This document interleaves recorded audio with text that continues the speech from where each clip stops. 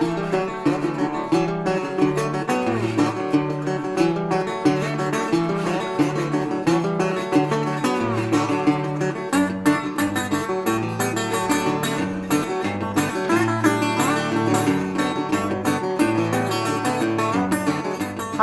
I'm Lynn Johnson here with On the Bricks, and today we're visiting TCEC in Hooker, Oklahoma, because there are some new things going on around here that a lot of people have been asking questions about.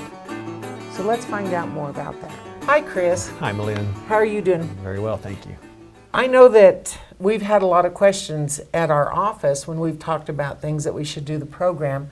And one of the things is about the big structure that you have been recently building, Yes. I guess, or constructing. And so some people call it a Ferris wheel. Yes. Will you tell us a little bit about that? Yes. I smile because it is the number one question. You think being an electric cooperative, people are going to say, well, how can I save on my energy use? Or how can you help me with this? But no, the number one question is, what is that thing behind your building? It looks like a Ferris wheel. I said, well, when we get the seats put on it, we're going to start charging rides. There we go, there we get go. that going. But that is a prototype, first of its kind, wind turbine. Now, some people have said, if you don't tell people what it is, they'll start making things up. And somebody had said, oh, I think it's a fan to cool off the solar panels. We need a fan. Something like that. It's pretty hot here in the summer. Maybe we need to get that thing going and get this thing cooled off. But it is a prototype wind turbine. And it's something that it's been produced by and invented by Barber Wind. And Barber Wind, Mr. Barber is the owner of that. He approached us because we have great wind out here. He said the resources are perfect to experiment with this new type of wind turbine. So it is a prototype. It was erected out here. It's already been over a year since it's taken a while. Been up, and a lot of people want to know, when's it going to turn? You know, and then some people will say, I saw it turn. Well, it turned before I ever saw it, and then somebody had said, I worked there and I haven't even seen it yet. But anyway, they turn and then they have to make adjustments. There's been several adjustments that have been made on it. Well, when did they finish? Well, the finished piece of it, I don't know that we can even still say it's finished. But as far as the tower being put up, that took probably a good 6 months or so to get that actually put up. But to get it to produce power is another thing. Right, now you're in the adjustment stage. We're in the adjustment stage on that. So Barber Wind approached TCEC. We provided the land. We said we'd take the electricity from it once it's produced. And there's where we're at. But maybe some things that are unique about it is that it's rim driven. It's not like the wind turbines that you see that are south of here, the blades that are out here. It's a little bit different in the fact that it is like a Ferris wheel, but in reverse. So what I'm saying is, if you remember being on a Ferris wheel, and you would see actually a tire, a motor, and then a tire. And then the motor would turn and the tire would turn and the tire would hit the rim of the Ferris wheel, and that's what caused it to go. Well, in reverse, the engine would be, I guess, the wind would cause the rim to turn, and then on that rim, actually, there are tires out there on the rim driven on the platform, and then the tires are connected to a generator, and the generator is producing electricity. So that's when we say rim-driven generator. And from what I've read, it's much quieter. It is quieter. Now, there is, it's experimental, so I want to, say a few things. That, there's bolts and nuts and things that maybe get loose and they get in that rim. So like clink, clink, clink, clink, clink. Of course they got those out. But whenever you said quieter, it's like, well, it's supposed to be. But it's there are things that they've had to, a lot of things they've had to make adjustments on. But that is one of the things. It's supposed to be quieter. It's supposed to turn in less wind and be more efficient than the center-driven wind turbines that you and it goes see slower. Yes, it can produce power in even lower winds, which we don't have that much at lower wind, but it's supposed to turn at a slower pace. And there is talk that, you know, maybe some of the other wind turbines, they're turning a little faster and birds maybe not be able to get out of the way or get through that, and this one is supposed to be able to turn slower and produce as much electricity as the ones that are turning Right. faster. Well, if you say as much electricity, does this one, the Ferris wheel, I mean, Yeah. so how much electricity does the Ferris wheel compared to the big ones? Well, this is a 1 megawatt, and some of those bigger ones can go up to 1.5 to 2 megawatts, and I think they're Okay. even building bigger ones now, but this is a 1 megawatt, and I know whenever I say that to some people, I think we should explain that. Well, You what should. is that? What does that mean, 1 megawatt? Yeah, I can see the blank faces out there. They're wondering. Yeah. Well, 1 megawatt would approximately generate electricity for 1,000 homes. That's one way to look at it. Tri-County Electric, TCEC, at any given time, we can see how much load or electricity is being used on our system. And I went back to our dispatch area just before we met, and I said, Jamie, tell me, what are we at right now? And we were at 115 megawatts is the amount of power being used on TCEC's entire service area, from over in Beaver County clear out to the New Mexico line and up to Kansas and down to Texas in the panhandle. Right. How much we're using? About 115. So 115 115 megawatts megawatts. being used right now. And if the wind turbine was turning at its normal, at its, I guess, full capacity, that would be producing 1 megawatt. So 1 versus 115. It's not much, but it's a megawatt we wouldn't be purchasing from our wholesale supplier. And it makes a difference because you multiply that by how many days and how many hours and whatever. So, and the reason that you're doing this is We were approached. We thought it would be neat. It might generate some questions, and we were right on that. But we are also able to see how wind complements our solar field. So right next to it, we have our community solar, which we probably will talk a little bit about. And we know that the wind doesn't always blow, but in certain times of at night, it might be more than in the daytime. The sun, for sure, it rises and sets, and how does wind complement the other? And being in the same location, we'll be able to take those measurements. And actually, we're sending that data is going to go to Oklahoma State University, and students are going to do the research and look at the research and actually see how one complements the other. it can't help but be good though. Yeah, it's good. And it's considered green energy.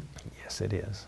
Now, it depends on who you're talking to. If you're talking to one group, they might say, well, what did it take to produce those panels, as far as how many fluorocarbons did you put in the air to produce those panels? And, the energy is free, but the things that collect it, and then some people might say that the wind turbines are pollutants because the way they look, aesthetically it's not pleasing, and some people think they're beautiful, so you don't know. But that's another thing with this wind turbine that Mr. Barber took into consideration. It is about 30 foot up. It's painted tan, which is the color of our landscape most of the time, and then the actual wheel and the tower is blue. And so from a far distance, if you were to take a big white wind turbine and take this wind turbine and put them side by side, you could drive away, and one of them is going to stand out a lot more than the other. So this is supposed to also be pleasing to, you're not supposed to be able to see, it's supposed to blend a little more with the landscape. It's supposed to be easier to transport too. So we, out here, we see on the train cars, the trains, when the wind turbines, the big white ones are being along the trains, that's one way, but a lot of them are taken by truck. And how many trucks and how many escort vehicles do you see that it takes to bring one of those towers with all its pieces? At least 3 or 4 tower sections, and then you have a blade and then another blade, and then you have the centerpiece, the nacelle, and that takes a lot of trucks and a lot of cost. This entire wind turbine that's sitting to the east of the building can be brought in on 5 normal semi trucks without escorts. So there's at least cost, less cost in that. Doesn't take a special trailer. They can put it in there. So that's another advantage of being able to haul them across the country and not have to have the expense of additional escorts and things like that. But it's just like any industry. You have something new come out and it's short-lived before they're improving. Mm-hmm. I mean, it just happens that way. Yeah. And so it doesn't surprise me. Mm-hmm. So Yeah. it's interesting. So where's the nearest one similar to it? This is it. Oh, this is This is the only it in the country. Now, we have heard that Barber Wind has some that they have contracts to sell them. They have a marine application, so offshore application for this. And if you go to the barberwindturbines.com, you'd be able to see the marine application.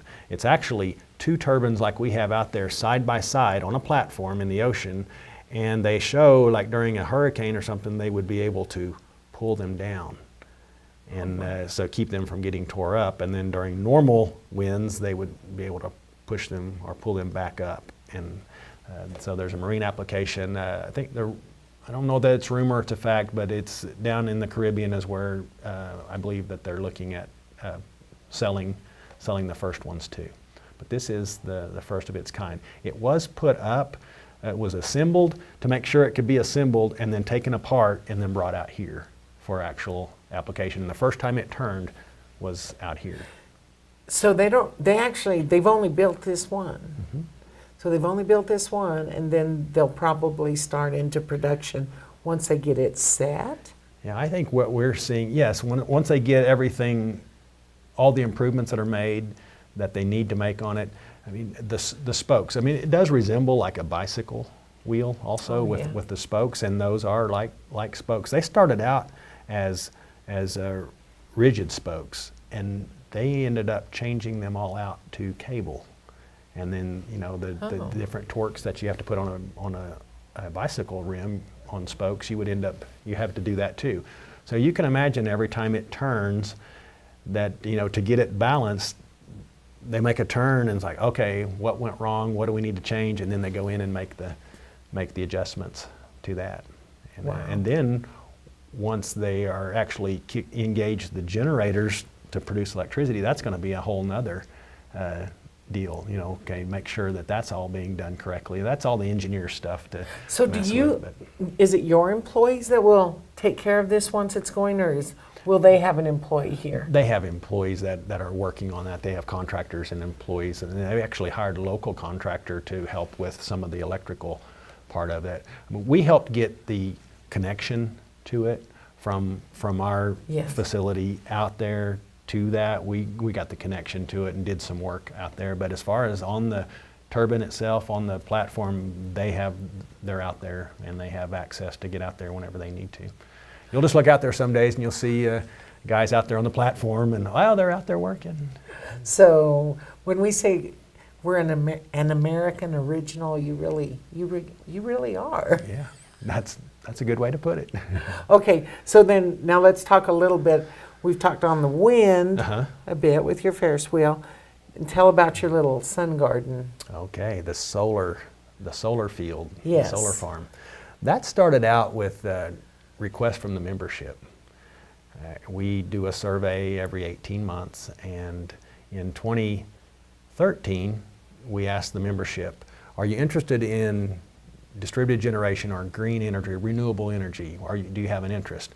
And at that time, we had over 30% of the membership said they were interested. Well, then 2015 rolls around, it's time to do another survey, but even at that 30-40%, we were already thinking, well, that's pretty good. We need to look at doing something for the membership.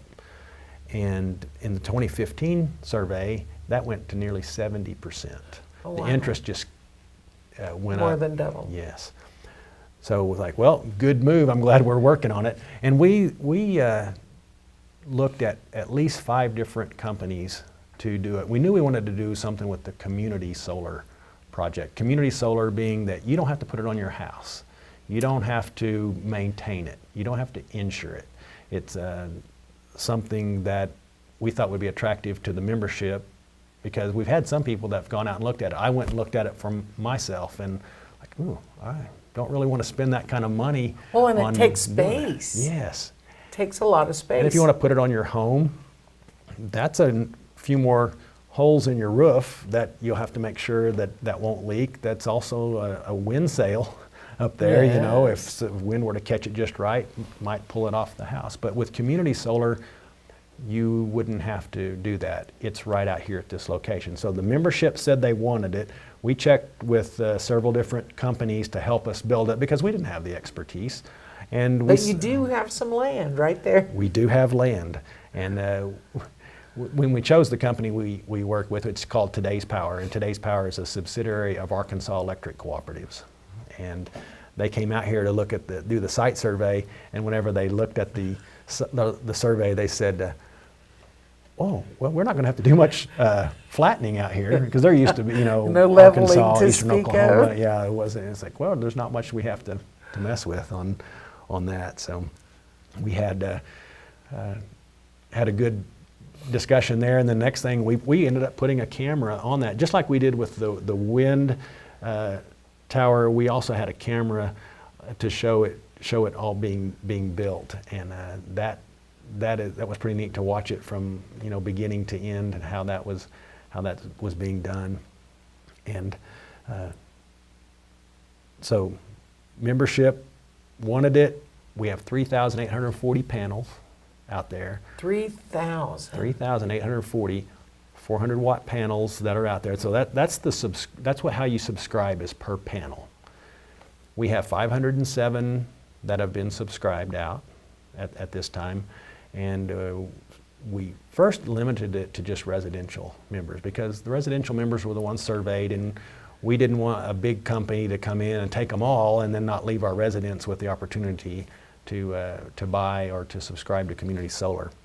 Recently, just at the first of the year, we started allowing nonprofits to purchase, and churches, schools, YMCA, places like that could subscribe, or somebody could donate. So you and I, we could go together. Malin, let's just donate a couple of these to the YMCA, and or to Main we could Street. do that. Yeah, to Main Street. There you go. Why didn't I think of that? Why would you think of that? Don't know. So that's a perfect opportunity. So you can, the way we size that, we don't have a mechanism in place to pay you more than is produced, but we would allow you up to 75% of the usage at Main Street Guyman's office. We would look in our system and we would look at the last 12 months history and get an average, and we would let you buy as many panels as it would take to offset 75% of your bill. Just so you don't go into the Well, buying more than you use. right, because it would end up taking it, but we don't have a mechanism to give it back to you to measure it. So we try to pad that so it stays, but 75% of your electric bill would be a big deal. So your members of Main Street, the members of Main Street, the citizens of the community, they have an opportunity now to donate solar panels to Main Street. And I bought one for my grandson for Christmas. Mm-hmm. So it cost. At the time, if you bought it after the first of this year, it's $326. We started out at $340. Okay. But the price goes down a little bit because the lifetime of the system is 25 years, and so we're a year into it. So we're down. It goes through the year 2041. Mm-hmm. Yes, that's what it is. Yeah. Okay, so it costs $300 and something. $326.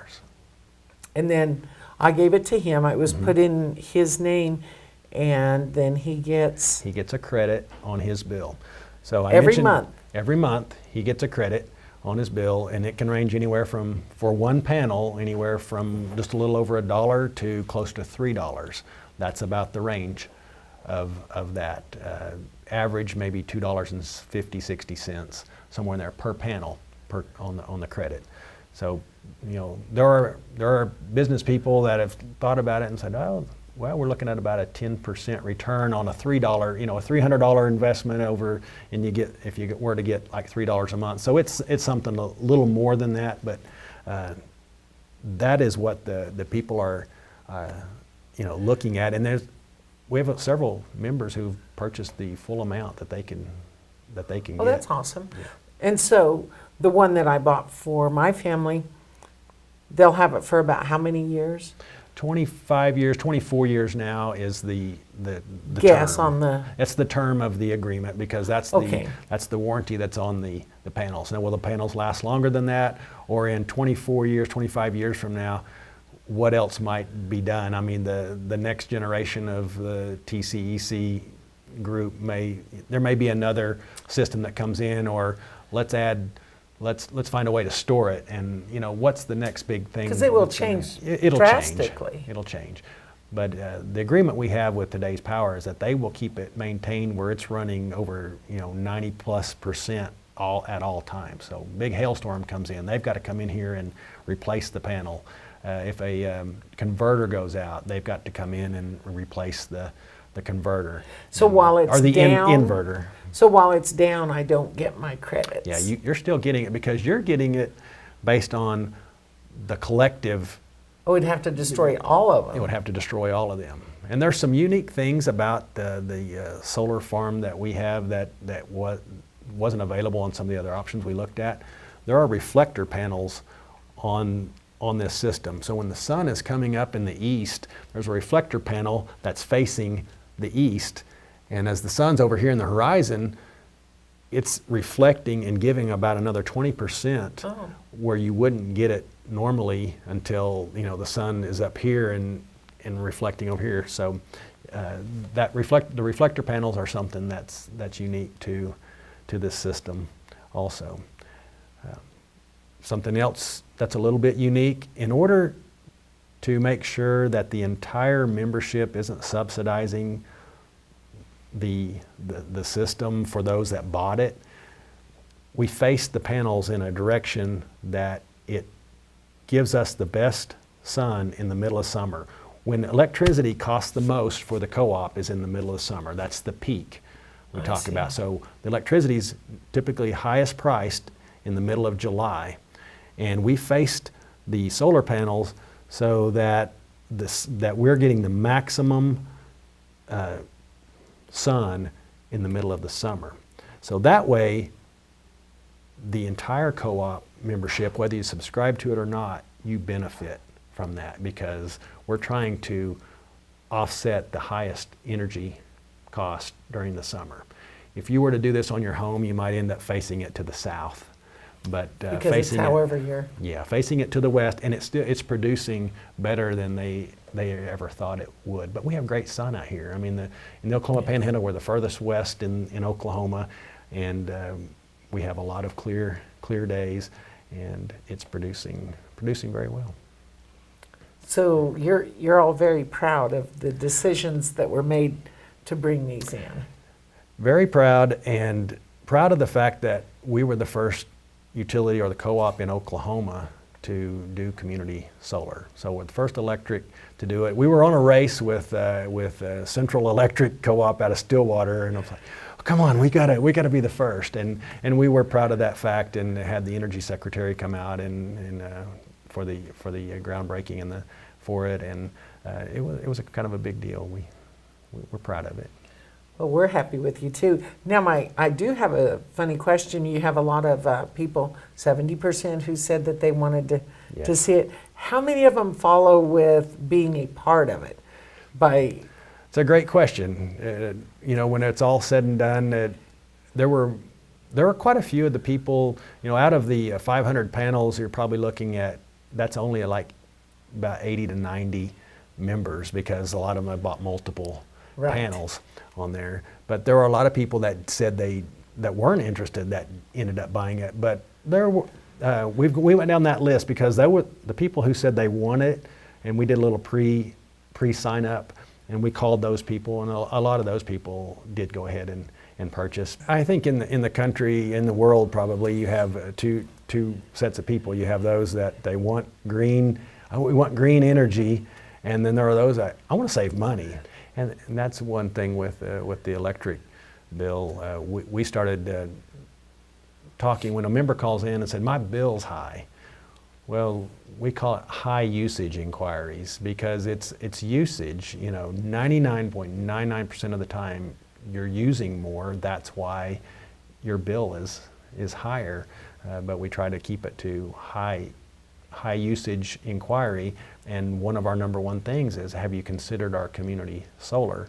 Of course, you need to be efficient in your Right. home and in your businesses. If you've got gaps under the doors and the air conditioning is going out, or the cold's coming in, or your heat's escaping, there are common sense things that to do. But one thing to do is to look at our community solar and look at maybe offsetting or purchase.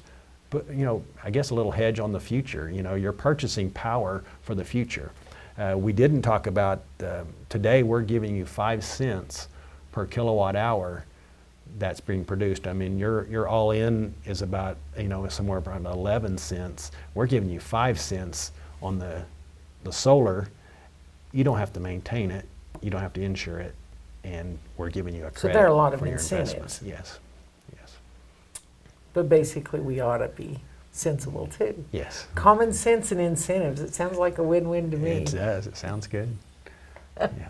Well, maybe one of my kids will get me that for Christmas. Maybe they will. That was a good thought of you to Yeah. give it away. I just would like to know a little more how these two come in together and where they go and where they go and where they go. Can you Okay. make that simple? I can give it a try, sure. The actual electrons, the electricity that's being produced from the solar farm today and in the future, the wind turbine, the electricity is actually being absorbed as it's being produced. It's going through a meter and it's being used in this building, and then it goes on down the line, and then the homes and Loves, and eventually gets down. If there's anything left, it gets down to the substation. So the actual electrons are being used. The electricity is being used, but that's electricity that TCEC and its members, we don't have to buy from our suppliers, our wholesale suppliers. Golden Spread Electric Cooperative, sometimes that word gets thrown around. Well, who is Golden Spread Electric Cooperative? That is the company that they're producing and buying power to, and they sell it to TCEC at a wholesale cost. Yes. And so they're actually the ones taking any of that power. Because of the agreements we have with them, Sure. it's a little complicated, but we had to work it out with them because we're producing power. We're supposed to get all of our power from them, but it works out. But the actual electricity is being absorbed and used Right here. Right here. So it's Yes. going a very short distance. Yes. Before you go. Okay. And I want to thank you for being here and being willing to answer the questions so glad to. people know about all of your things going on. But we have Pioneer Days coming up, and I know you've been a volunteer for that for a long time. Pioneer Days is in May, Yes. first full weekend in May, so that's the I think we're going to start on the 5th. Is that the Friday? That's Friday is the 5th Uh-huh. and the 6th. So what's your favorite part of Pioneer Day? I like the parade. Oh, do you I really? enjoy the parade. Our kids are grown now, but I still like going out to the parade. And of course, the rodeo is fun. And you know as the well. parade starts an hour earlier this year. Thank you for telling me. Yes, it does. So what else do you like? Well, the carnival, haven't been there as much. Maybe someday I'll have grandchildren that I can take to the carnival, but I just like the way it feels in town whenever it's kind of a buzz. And It is. Even if were not to go to the rodeo every night, but just to drive by and see the crowd and you hear the announcer playing. I live close by, so you can hear the announcer talking and the buzz, I guess, around. It's just positive and fun. Yeah. Well, I love the early morning breakfast. I really enjoy that. It is so relaxed. It's not hard to find a parking spot. Those Seaboard folks are really working hard and putting together a good breakfast, They and do a they have great job. entertainment. Oh, I really like it. I don't even know what time it starts, but I usually get there about 6:30. Yeah. It's good. It is good. I went more when I was younger than I do now, but and then there's the 5K. Fun. I haven't been here because of some other obligations that I've had, but I might be here this year. Well, and that's always the first weekend, and then the second weekend is Outback and the 5-State Poker Run. The other thing we have is a Senior Citizens Dance on May 20th. So that is happening. That's May 6th and May 20th. So it's a Not good quite month. ready. Not quite ready to go. Well, we're going to have to go anyway, okay? Okay, all right. All right. Well, thanks so much. Thank you.